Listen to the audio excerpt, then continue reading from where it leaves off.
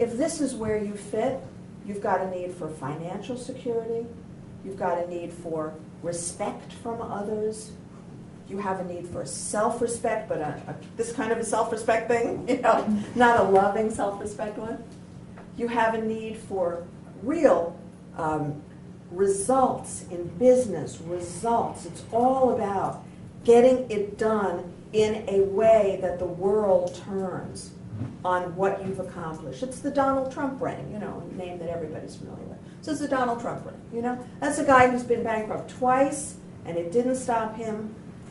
It couldn't stop him because his brain is wired in such a way that if he's not doing something big, he can't literally, you know, function. So he's got to figure out a way to do something that is in his mind big, financially, in terms of business and success. So those needs of his, if they're not met, they've got to be met. For this person, you've got to have safety, you've got to have order, and you've got to have support. You can have the most fabulous partner in the world, and I have clients who they describe their partners, they sound fantastic, or I've met them, but the big complaint can be, I mean, if you have, let's say, and I don't mean it in terms of the traditional husband and wife, but let's say a partner is over here and is making millions of dollars, right? And the other partner complains because, am I supposed to be the only parent taking the children to play soccer? Because my need for support isn't met. Now, to those of us who aren't right there, we'd say, yeah, your partner's making, you know, $2-3 million a year, and it would make sense, since you decide that's not something you want to do, it would make sense that you could be excited about picking up the children from a soccer game and taking them. But no, if this person's need is for support, and their need for support isn't met, it is a problem. That person will be angry because her need for support isn't met.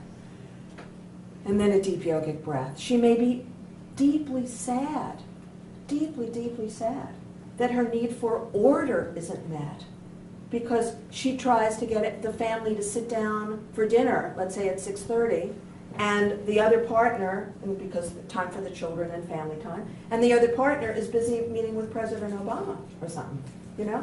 And she's deeply angry and very frustrated because her need for cooperation and order and consistency and timeliness isn't met, right?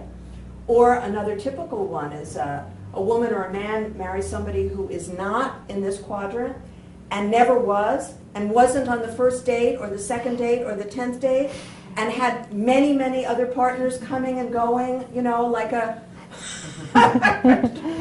revolving door, and then suddenly is outraged that my partner doesn't meet my needs for monogamy, because monogamy goes there, incidentally. Everybody doesn't have a primary desire, longing to be monogamous. So if that's number one for you, you have to find a person who has a lot of this thinking.